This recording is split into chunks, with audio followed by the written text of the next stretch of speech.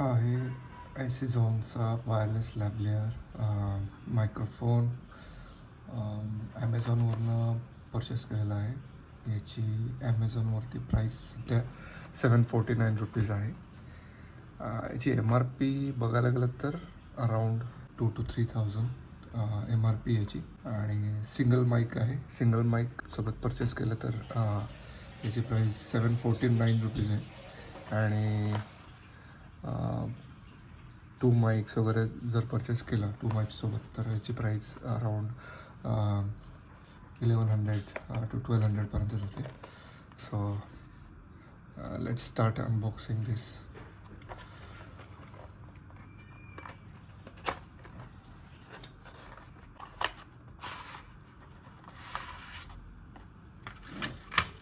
त्याचं मॅन्युअल,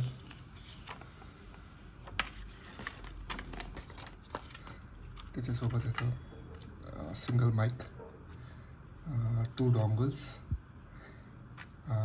एक wireless attachment ज्याला आपण रिसिवर म्हणतो, आणि एक चार्जिंग केबल.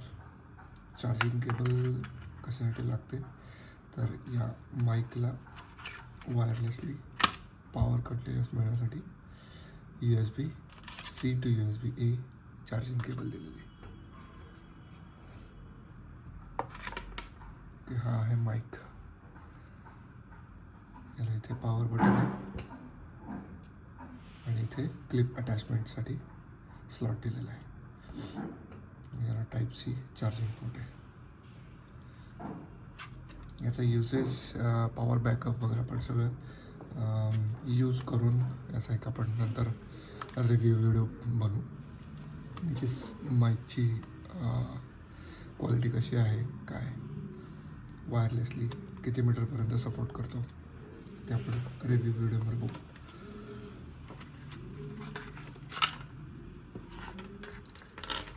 हे आहेत 2 डॉंगल्स. एक लाईटनिंग डॉंगल आहे ज्याच्यामुळे आपण रिसिवर ॲपल फोन्सला सुद्धा कनेक्ट करू शकतो.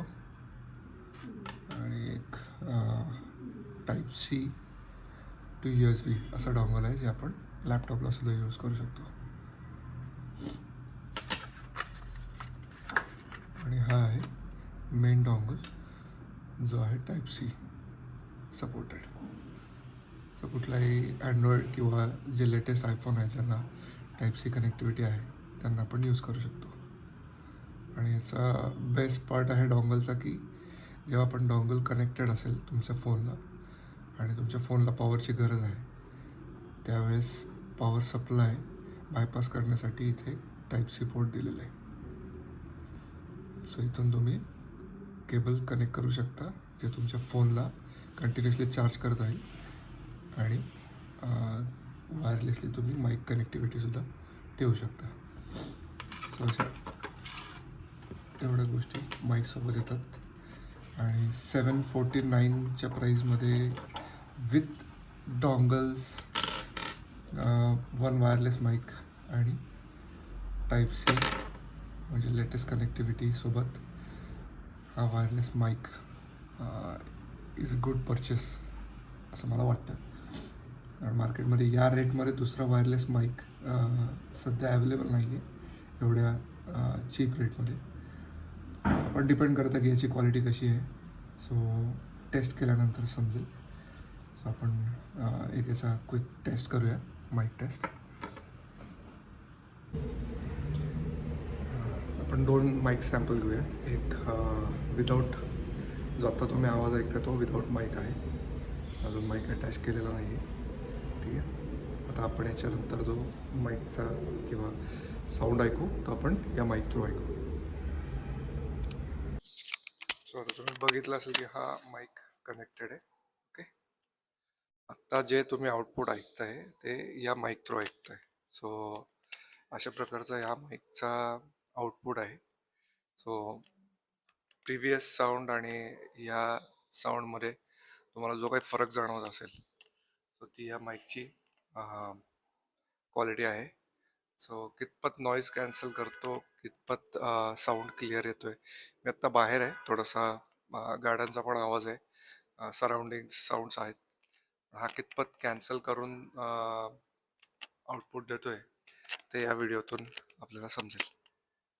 आणि 749साठी वायरलेस माईक मला वाटतं हे बेस्ट परचेस आहे.